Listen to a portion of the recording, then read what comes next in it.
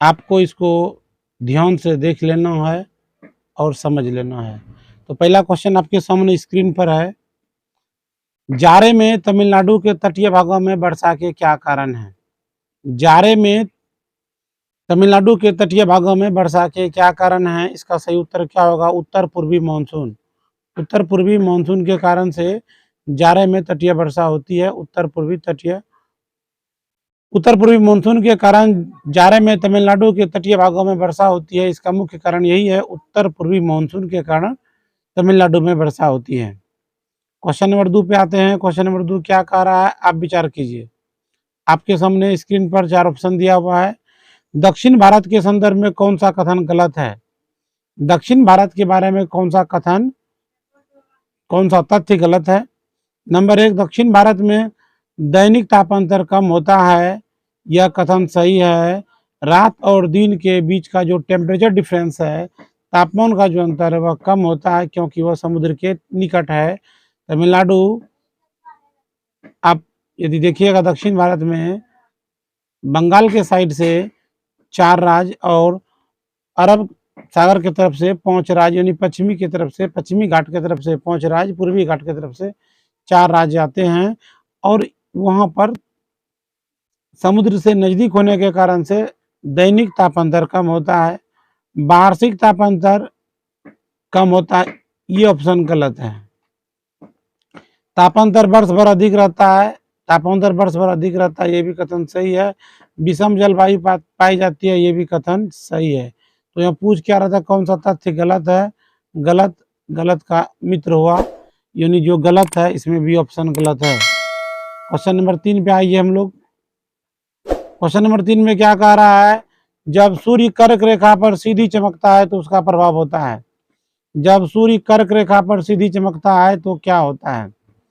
कर्क रेखा पर सीधी चमकता है तो पहले आप ये समझ लीजिए कि आप जानते हैं कि ये हमारा, मान लेते हैं हमारा पृथ्वी है। पृथ्वी के बीचों बीच जो रेखा खींचा गया वो आपका विषुवत रेखा कहलाएगा, भूमध्य रेखा कहलाएगा, 0 डिग्री अक्षांश कहलाएगा। इसी पृथ्वी के कर्क रेखा पर, यदि ये पृथ्वी है हमारा, इस पृथ्वी के 23.2 डिग्री, 23.5 डिग्री उत्तरी अक्षांश को कर्क रेखा कहते हैं। उस पर जब सीधी रोशनी पड़ती है तो क्या होता है, इस पर जब सीधी रोशनी पड़ती है तो उत्तर पश्चिमी भारत में निम्न वायुदाब बनता है। उत्तर पश्चिमी भारत में क्या बनता है? उत्तर पश्चिमी भारत में निम्न वायुदाब रहता है, निम्न वायुदाब बन जाता है। क्वेश्चन नंबर 4 की ओर चलते हैं।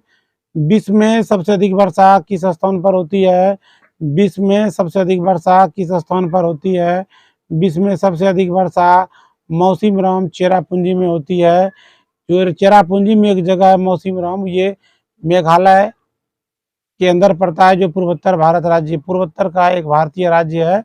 राज्य का नाम हो गया मेघालय और वहाँ पे जगह का नाम हो गया चेरापूंजी। चेरापूंजी में एक जगह है मौसिनराम, वहाँ पर पूरे वर्ल्ड में सबसे अधिक वर्षा वहीं पर होती है, वहीं पर वर्षा होती है। उस स्थान का नाम है मौसिनराम। यह विश्व में सबसे अधिक वर्षा वाला स्थान है मौसिनराम। क्वेश्चन नंबर 5 पे आते हैं। क्वेश्चन नंबर 5 को क्या कह रहे हैं? क्वेश्चन नंबर 5 आपके सामने स्क्रीन पर है। मई महीना में पश्चिम बंगाल में चलने वाली धूल भरी आंधी को क्या कहते हैं? चलने वाली धूल भरी आंधी को क्या कहते हैं, ये क्वेश्चन है। मई महीना में पश्चिम बंगाल में, यानी कि जैसे बंगाल की राजधानी कलकत्ता और वहाँ की मुख्यमंत्री का नाम ममता बनर्जी है। पश्चिम बंगाल की मुख्यमंत्री कौन है? ममता बनर्जी है। और यह बंगाल की खाड़ी के से सटा हुआ है, एक प्रकार का तटीय राज्य भी है। तो यहाँ जो धूल भरी आंधी चलती है इसे हम लोग काल बैसाखी के नाम से जानते हैं। एससीईआरटी बुक में यही लिखा हुआ है। बंगाल के लोग जो धूल भरी आंधी चलती है, बिहार भागलपुर के लोग अन्हड़ कहते हैं, आंधी कहते हैं, और बंगाल के लोग इसे काल बैसाखी कहते हैं। बंगाल के लोग इसे काल बैसाखी के नाम से कहते हैं, जो मई महीना में पश्चिम बंगाल में, बिहार में भी चलती है। क्वेश्चन नंबर 6 पे आते हैं। नेक्स्ट क्वेश्चन है आपके सामने स्क्रीन पर। भारत में दक्षिण पश्चिम मानसून का आगमन कब होता है? पूरे भारत के संदर्भ में जो माना जाता है, पूरे भारत में मानसून 1 जून से सबसे पहले केरल में प्रवेश करता है। पूरे भारत में पूरे भारत में मानसून कब प्रवेश करता है? 1 जून को केरल में प्रवेश करता है। ये वाला जो सेक्शन है, नीचे वाला भाग, भारत का जो निचला भाग है, तटीय इलाका है, वो अरब सागर के साइड से केरल कहलाता है। करेला के आकार का है और सबसे पहले मानसून की वर्षा वहीं पर पहुंचती है। तारीख याद रखना है, दक्षिण पश्चिम मानसून 1 जून को सबसे पहले केरल में पहुंचती है। 10 जून से 14 जून तक बिहार आगमन हो जाता है। सबसे अधिक ठंडा प्रदेश की बात करें, सबसे अधिक ठंडा प्रदेश कहाँ पड़ता है? सबसे अधिक ठंडा प्रदेश खिलनमर्ग में पड़ता है। खिलनमर्ग सबसे अधिक ठंडा प्रदेश है। खिलनमर्ग क्या है? सबसे अधिक ठंडा प्रदेश है। और आपको बताना है कमेंट करके यह खिलनमर्ग कहाँ है। नेक्स्ट क्वेश्चन पे आते हैं। उत्तर पश्चिमी भारत में शीतकालीन वर्षा का क्या कारण है? उत्तर पश्चिमी भारत अर्थात हम राजस्थान की बात कर रहे हैं। उत्तर पश्चिमी भारत में शीतकालीन वर्षा का क्या कारण है? शीतकालीन वर्षा का मुख्य कारण यही है कि पश्चिमी विक्षोभ के कारण वहाँ पर वर्षा होती है। पश्चिमी विक्षोभ के कारण से वर्षा होती है। और वहाँ पर एक पहाड़ी भी है, अरावली की पहाड़ी, जो उत्तर उत्तर दक्षिण से फैला हुआ है और वो मानसूनी हवा को रोक नहीं पाता है, वहां से टकराते हुए सीधे उत्तर की ओर निकल जाता है। तो याद रखना है, उत्तर पश्चिम भारत में जो शीतकालीन वर्षा होती है वह किसके कारण होती है? सही उत्तर होगा पश्चिमी विक्षोभ के कारण होती है। अगला क्वेश्चन है, ग्रीष्म ऋतु का कौन सा स्थानीय तूफान है जो कहवा की खेती के लिए उपयोगी होती है? कहवा की खेती के लिए दक्षिण भारत में, कर्नाटक में, केरल में कहवा की खेती के लिए उपयोगी होती है। इसे किस नाम से जाना जाता होगा? सही उत्तर होगा ग्रीष्म ऋतु के स्थानीय तूफान को आम्र वर्षा के नाम से जाना जाता है। आम्र वर्षा, जिसे बंगाल के लोग काल बैसाखी कहते हैं, उसी स्थानीय तूफान को कर्नाटक केरल के लोग कहवा की खेती के लिए उपयोगी मानते हैं और वह उसे आम्र वर्षा के नाम से कहते हैं। हम लोग बिहार भागलपुर के लोग अंधड़ के नाम से जानते हैं, आंधी के नाम से जानते हैं। अगला क्वेश्चन आपके सामने स्क्रीन पर है। हमने अभी कुछ देर पहले चर्चा किया था, दुनिया में सबसे अधिक वर्षा वाला स्थान मौसिनराम है। तो वहाँ से क्वेश्चन है, मौसिनराम में वर्षा का औसत क्या है? आपको यह याद रखना है कि 1392 यानी कि 1392 सेंटीमीटर वर्षा मापा जाता है। मौसिनराम में वर्षा जो होती है, औसत वर्षा 1392। यह एक प्रकार का पहाड़ी इलाका है। मौसिनराम में यह इलाका ढालुई इलाका है, पहाड़ी इलाका, इसीलिए यहाँ पे चाय की खेती के लिए उपयुक्त माना जाता है। हालांकि पहाड़ी इलाकों में मेर बना के, वन बना के चावल की भी खेती किया जाता है। आपके सामने स्क्रीन पर अगला क्वेश्चन, शिलोंग में औसत वर्षा कितनी होती है? शिलोंग में जो वर्षा होती है 113 सेंटीमीटर वर्षा नहीं होती है। ऑप्शन गलत है, सही उत्तर होगा आपका 230 सेंटीमीटर। आपको बताना है शिलोंग कहाँ की राजधानी है और वहाँ के मुख्यमंत्री कौन है, आप हमें कमेंट कीजिए।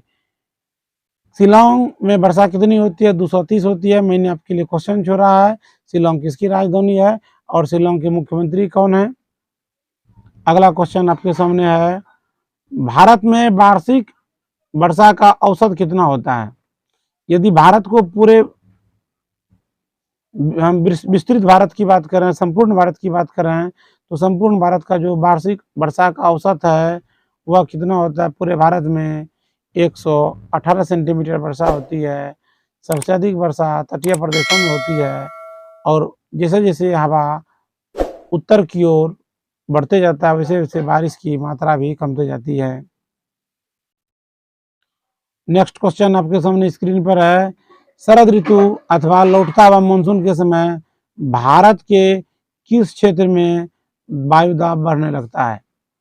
शरद ऋतु यानी लौटता हुआ मानसून के समय जो उत्तर पश्चिमी इलाका है, पश्चिमी विक्षोभ वहीं होती है और वायु दाब बढ़ने लगता है, जिसके कारण से पश्चिमी विक्षोभ उत्पन्न होती है और उसी के कारण से बारिश भी होती है। हम अब अगले क्वेश्चन की ओर चलते हैं। मंगलौर, मंगलौर के बारे में देख लिया जाए, मंगलौर क्या कह रहा है। मंगलौर में वर्षा का औसत कितना होता है? मंगलौर में जो वर्षा होती है वह 300 सेंटीमीटर वर्षा होती है। मंगलौर, बंगलौर, भेल्लौर ये सभी कर्नाटक के प्रमुख शहर कहलाते हैं। मैं फिर दोहरा रहा हूँ, मंगलौर, बंगलौर, भेल्लौर ये सभी कर्नाटक में जगह पड़ते हैं। मंगलौर एक तटीय सीमा भी है और वहाँ पे एक बहुत बड़ा बंदरगाह भी बना हुआ है। उस इलाके में वर्षा होती है कितना सेंटीमीटर? 300 सेंटीमीटर। अब आपको बताना है कर्नाटक के मुख्यमंत्री कौन है और उसके राज्यपाल कौन है? कर्नाटक की राजधानी कहाँ है? नेक्स्ट क्वेश्चन है चेरापूंजी मौसिनराम के बारे में। हम आपको पहले ही चर्चा कर चुके हैं। चेरापूंजी और मौसिनराम किस राज्य में स्थित है? इसका सही उत्तर क्या होगा? इसका सही उत्तर होगा मेघालय।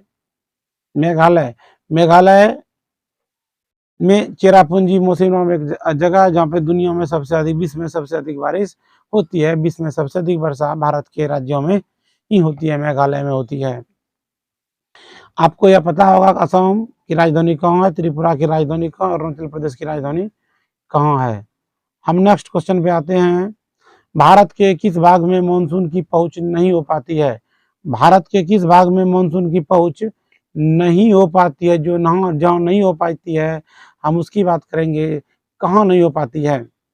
सही उत्तर होगा उत्तर पश्चिमी भाग में भारत की मानसून हवा बहुत कम, क्या नहीं के बराबर पहुंचती है। जैसे जैसलमेर, राजस्थान का जैसलमेर का इलाका हो गया, वहाँ पर मानसून नहीं के बराबर पहुंचती है। भारत के पश्चिमी भाग में, उत्तर पश्चिमी भाग में मानसून नहीं पहुंचती है। किस महीने में मानसून सारे देश में फैल जाता है? वह कौन सा महीना है जिस महीना में मानसून पूरे देश में फैल जाता है? यहाँ पे जो क्वेश्चन पूछा जा रहा है उस महीना का नाम बताइए जिसमें पूरे देश में मानसून फैल जाता है। उस महीना का सही उत्तर में नाम होगा जुलाई महीना। जुलाई महीना में मानसून पूरी तरह से फैल जाता है। जुलाई महीनों तक में मानसून फैल जाता है। जहाँ अधिक बारिश होती है वहाँ पे बाढ़ भी आती है, जहाँ बारिश की कमी होती है वहाँ पे सूखा भी आता है, और इसीलिए मानसून को किसानों के साथ जुआ कहा जाता है। इसीलिए मानसून को किसानों के साथ जुआ कहा जाता है। कहीं बारिश होती है तो अधिक होती है, बाढ़ लाती है, और कहीं बारिश नहीं होती है तो सुखाड़ लाती है, और कभी कभी अनुकूल संतुलित बारिश होती है तो फसल पैदावार अच्छी होती है। यानी कि गणित के हिसाब से देखें तो 2 बार किसान हारता है बारिश मानसून से, 1 बार जीतता है। जीतने का प्रतिशत 1/3 और हारने का 2/3 किसान जुआ खेलता है। मानसून की अरब सागरीय शाखा के मार्ग में कौन सा पर्वत अवरोधक बनता है? कौन सा पर्वत अवरोधक बनता है? इस क्वेश्चन पे आते हैं। मानसून का जो अरब सागर है, आप याद पाड़िए, भारत के जो नक्शों में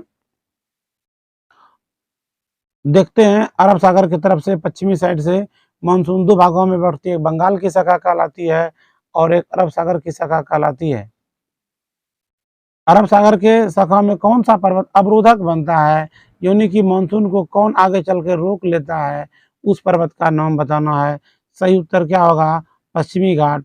पश्चिमी घाट के कारण से ही इसमें बारिश भी होती है। जो पश्चिमी घाट का पूर्वी भाग है वहाँ बारिश 15% कम होती है, और पश्चिमी भाग में करीब बारिश अधिक होती है, 85% तक अधिक बारिश हो जाती है, और उसी के समानांतर आगे बढ़ते हुए ये गुजरात के गिर तक भी पहुंचती है। वहाँ भी मानसून की शाखा कई भागों में टूट जाती है। नेक्स्ट क्वेश्चन है द्रास। इस क्वेश्चन के बारे में विचार कीजिए। द्रास में न्यूनतम तापमान कितना होगा? द्रास में न्यूनतम तापमान कितना होगा? -45 डिग्री सेल्सियस होती है। आपको बताना है द्रास भारत में कहाँ है। आपको बताना है द्रास भारत में कहाँ है और द्रास के बारे में आप क्या जानते हैं। नेक्स्ट क्वेश्चन आपके सामने स्क्रीन पर, ग्रीष्म ऋतु में भारत के उत्तरी मैदान में बहने वाली पवन को क्या कहते हैं? गर्मी के मौसम में भारत के जो उत्तरी मैदान में बहने वाली हवा है उस पवन को क्या कहते हैं? पवन को क्या कहा जाता है? पवन को क्या कहा जाता है? उत्तर भारत के लोग जो गर्मी के मौसम में उत्तरी मैदानों में बहती है हवा, उस हवा को हम लोग लू कहते हैं। गर्म हवा को लू कहते हैं, लू। बिहारी लोग, उत्तर प्रदेश के लोग उसे लू के नाम से जानते हैं, लू के नाम से जानते हैं। एक वीवीआई क्वेश्चन है, मानसून शब्द अरबी भाषा के किस भाषा से बना हुआ है? मानसून शब्द सही उत्तर होगा मौसम शब्द से बना हुआ है, मौसम शब्द से बना हुआ है, अरबी भाषा के मौसम शब्द से बना हुआ है। यह क्वेश्चन कई बार परीक्षा में पूछा जा चुका है और आपको इसका जवाब भी देना है। आपके सामने स्क्रीन पर क्वेश्चन है, निम्नलिखित प्रदेशों में कहाँ आम की वर्षा होती है? कहाँ आम की वर्षा होती है? आम्र वृष्टि कहाँ होती है? केरल और कर्नाटक में। केरल और कर्नाटक में आम की वर्षा होती है। कहाँ होती है? केरल और कर्नाटक में आम्र वर्षा होती है। नेक्स्ट क्वेश्चन, ग्रीष्म ऋतु में असम और पश्चिम बंगाल में उत्तर पश्चिमी उत्तरी पवनों के द्वारा वर्षा होती है, उसे क्या कहते हैं? ग्रीष्म ऋतु में असम और बंगाल में, हम पहले भी कह चुके हैं, ग्रीष्म ऋतु में असम और बंगाल में उत्तर पश्चिमी और उत्तर पवनों के द्वारा बारिश होती है, उसे हम लोग क्या बोलते हैं? उसे हम लोग बोलते हैं काल वैसाखी। गाँव के लोग बोलते हैं, बंगाल के लोग बोलते हैं। बंगाल के लोग हवा को, गर्म लू को क्या बोलते हैं? काल वैसाखी बोलते हैं। क्वेश्चन नंबर 24 पे आते हैं, भारत में मानसून का आगमन किस समय होता है? हम ये पहले भी बता चुके हैं। भारत में मानसून का आगमन 1 जून को होता है और 10 जून को बिहार तक पहुंचता है। 10, 11, 12, 13 तक पहुंच जाता है। लेकिन आपको एनसीईआरटी किताब के हिसाब से बिहार में मानसून 10 जून को पहुंचता है। निम्नलिखित में से कौन सा भारत में शीत ऋतु की विशेषता है? शीत ऋतु आपको बताना है, शीत ऋतु की विशेषता क्या है? शीत ऋतु यानी जाड़ा ऋतु की क्या विशेषता है? इसकी जो विशेषता है, जाड़ा ऋतु में दिन में ठंड भी लगती है, रात भी ठंड लगती है, यही इसकी विशेषता है। दिन में भी ठंड लगती है, ठंडा दिन भी होता है, ठंडी रातें भी होती है, यही शीत ऋतु की विशेषता है। आपको पता होगा भारत में 6 प्रकार की ऋतुएं पाई जाती है। भारत में अभी वर्तमान में जो बच्चे लोग हैं वो लोग इसको जान रहे, गर्मी, वर्षा, जाड़ा। इसके अलावा 3 ऋतु का नाम हम आपके लिए छोड़ रहे हैं, आप हमें कमेंट करके बताइए भारत में अन्य 3 कौन सी ऋतुएं होती हैं। नेक्स्ट क्वेश्चन है, भारत में सर्वाधिक ताप अंतर, क्वेश्चन की वर्ड पे गौर कीजिएगा। सर्वाधिक टेम्परेचर डिफरेंस, ताप अंतर मतलब ताप में अंतर, अंग्रेजी में बोले तो टेम्परेचर डिफरेंस। भारत में सर्वाधिक ताप अंतर किस प्रदेश में पाया जाता है, किस क्षेत्र में पाया जाता है? इसका उत्तर क्या होगा? थार मरुस्थल। भारत में सबसे बड़ा रेगिस्तान राजस्थान का थार मरुस्थल कहलाता है। भारत का सबसे बड़ा रेगिस्तान थार मरुस्थल कहलाता है। आपको यह पता होगा कि वहाँ का राजस्थान का जहाज किसे कहते हैं? आप हमें कमेंट कीजिए। नेक्स्ट क्वेश्चन आपके सामने है, भारत में जाड़े की ऋतु में किस प्रकार का वायुदाब बनता है? भारत में जाड़े की ऋतु में किस प्रकार का वायुदाब बनता है? किस प्रकार का हवा का प्रेशर बनता है? किस प्रकार का वायुदाब बनता है? किस प्रकार का हवा का प्रेशर बनता है? ये क्वेश्चन पूछ रहा है। जाड़े की ऋतु में उच्च वायुदाब बनता है। उच्च वायुदाब किस प्रकार से बनता है? यदि इसको समझने का प्रयास किया जाए तो आसानी समझा जा सकता है। जाड़े की ऋतु में जब धूपें निकलती है, आप ये अच्छे से जानते हैं कि पानी का क्वथनांक 100 डिग्री सेल्सियस होता है। समुद्री इलाका, जो नदी वाला इलाका है, उसे गर्म होने में जो जितना देर गर्म होता है उतना देर में ठंडा भी होता है। पानी का क्वथनांक ज़्यादा होता है, इसीलिए उसे गर्म होने में काफ़ी समय लगता है। स्थल वाला भाग जल्दी गर्म हो जाता है, जल वाला भाग धीरे से गर्म होता है, जिसके कारण से जब स्थल वाला भाग गर्म हो जाता है तो वो हवाएं हवा गर्म होकर ऊपर उठ जाती है। उस जगह को भरने के लिए समुद्र की तरफ से हवाएं चलती है, या नदियों के तरफ किनारे में भी हल्की हल्की हवाएं चलती है, और इससे एक वायुदाब बनता है। जाड़े की ऋतु में वायुदाब जो होता है उच्च होता है। नेक्स्ट क्वेश्चन पे आते हैं, दक्षिण पश्चिम मानसून की उत्पत्ति कब होती है? दक्षिण पश्चिम मानसून की उत्पत्ति किस ऋतु में होती है? हम आपसे ऋतु का नाम पूछ रहे हैं, तो ऋतु का नाम क्या होगा? दक्षिण पश्चिम मानसून की उत्पत्ति शीत ऋतु में होती है। यह ऑप्शन दक्षिण पश्चिम मानसून की उत्पत्ति कब होती है? शीत ऋतु में होती है। ऑप्शन गलत लिखा गया है, इसका सही उत्तर होगा ग्रीष्म ऋतु, क्योंकि भारत का जो सीमा है वो 8 डिग्री से शुरू होता है, उसके और थोड़ा दक्षिण जाते हैं तो विषुवत रेखा की तरफ से, और अर्थात भूमध्य रेखा की तरफ से, भूमध्य रेखा के उत्तर तरफ जो भारत पड़ता है फेरल के नियम के हिसाब से सबसे पहले दक्षिण पश्चिम मानसून केरल में पहुंचता है, 1 जून को पहुंचता है, इसीलिए ये ऑप्शन गलत लिखा गया है। सही उत्तर क्या होगा? सही उत्तर इसका डी नंबर होगा, ग्रीष्म ऋतु में उत्पत्ति होती है। नेक्स्ट क्वेश्चन, जेट धाराएं वायुमंडल के किस स्तर से चलती है? जेट धाराएं वायुमंडल के किस स्तर से चलती है? जेट धाराएं जो चलती है वायुमंडल के किस स्तर में चलती है? इसका सही उत्तर होगा, जेट धारा चलती है समताप मंडल में। समताप मंडल में क्या चलता है? जेट धाराएं चलती है। आपको यह भी पता होगा वायुमंडल की 5 परतें होती है। सबसे निचले वाला जिसमें आप अभी बैठ के मोबाइल पर या लैपटॉप पे इस वीडियो को देख रहे हैं, यह आपका जो मंडल है, चारों तरफ जो हवाएं हैं, यह आपका क्षोभ मंडल है। यह औसतन 8 किलोमीटर से 15 किलोमीटर आपके जमीन, आपका जो पैर है आपके जमीन से 8 किलोमीटर से 15 किलोमीटर तक एक इसकी औसत ऊंचाई होती है। इसके ऊपर समताप मंडल होता है। समताप मंडल में ही ओजोन परत का एक लेयर भी पाया जाता है, जिसे पृथ्वी का सुरक्षा कवच भी कहते हैं, और वह आने वाले अल्ट्रावायलेट किरण को, खतरनाक किरणों को रोकती भी है। वह चाय के छकनों की तरह काम करता है, जो किरणें सूरज से आती है उसे खतरनाक किरणों को रोक लेता है या अवशोषित कर लेता है, केवल शुद्ध किरणों को पृथ्वी तक आने देती है। तो वहीं पर जेट धारा भी वायुमंडल में मिलती है, समताप मंडल में। नेक्स्ट क्वेश्चन, जेट धारा शीत ऋतु में कहाँ रहती है? जेट धारा शीत ऋतु में कहाँ रहती है? हिमालय के दक्षिण में रहती है। जेट धाराएं ज़्यादा एक्टिव रहती है हिमालय के दक्षिण में। नेक्स्ट क्वेश्चन है, मानसून विस्फोट के लिए कौन जेट धारा उत्तरदायी है? मानसून विस्फोट के लिए, मानसून विस्फोट क्या होता है? मान लेते हैं आप हिमाचल प्रदेश की ओर टहल रहे हैं या जम्मू कश्मीर की ओर टहल रहे हैं, अचानक आपके सामने में बारिश होने लगती है, अर्थात बादल फटता है, काफी मात्रा में बारिश होने लगती है। इसी घटना को मानसून विस्फोट कहते हैं। हो सकता है उसमें बह के पानी के साथ बहने भी लगे। कुछ साल पहले ही केदारनाथ में मानसून विस्फोट हुआ था।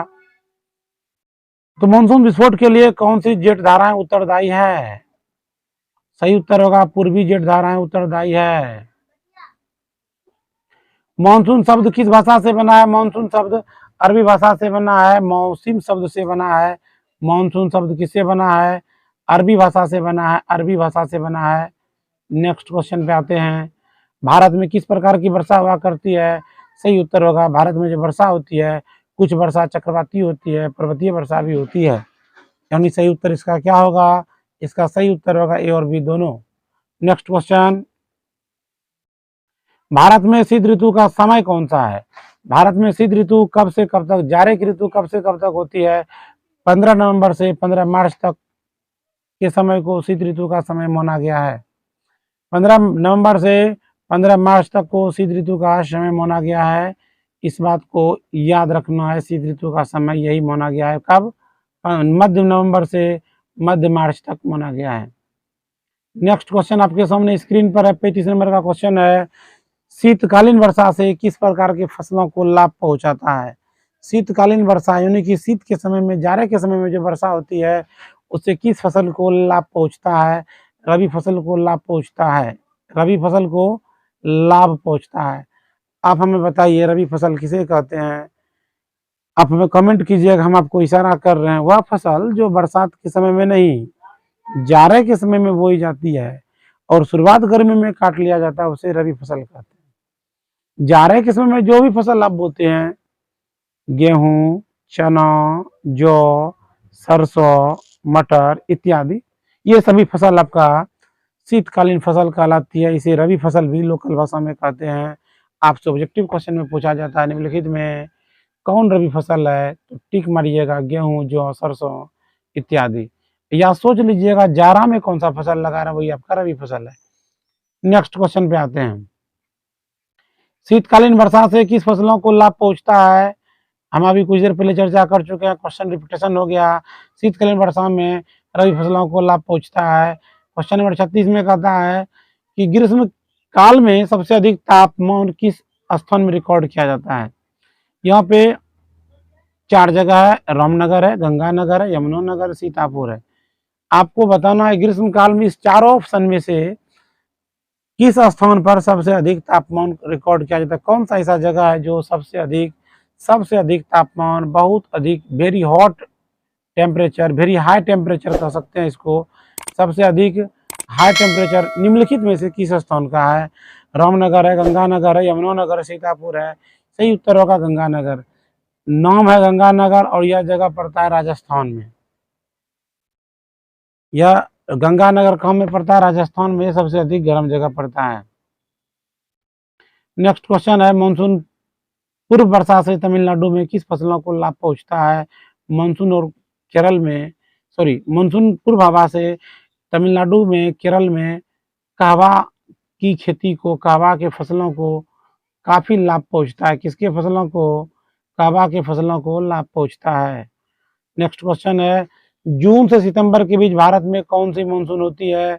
जून से सितंबर तक भारत के जो मानसून माना जाता है, इसको वर्षा का समय माना जाता है, वर्षा का समय माना जाता है, वर्षा का ऋतु माना जाता है।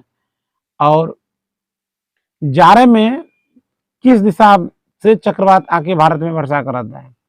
जाड़े के समय में जो वर्षा होती है वह किस दिशा से चक्रवात आता है? चक्रवात वर्ड पे गौर कीजिएगा, किस दिशा से चक्रवात आता है और भारत में वर्षा कराता है?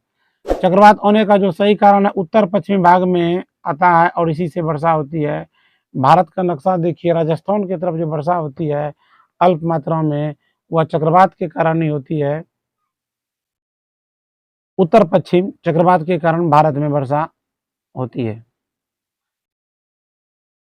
हम आपको कुछ देर पहले बता चुके हैं, यह क्वेश्चन आपके टेस्ट के लिए छोड़ा गया है। आपको बताना है कि भारत में सबसे अधिक वर्षा कहाँ होती है। हम शुरू में कह चुके हैं। जो इस वीडियो को नए तौर पे देख रहे हैं वो चैनल को सब्सक्राइब करें, लाइक करें, कुछ पूछना चाहते हैं तो कमेंट करें। मिलते हैं अगले वीडियो में, तब तक के लिए जय हिंद, जय भारत।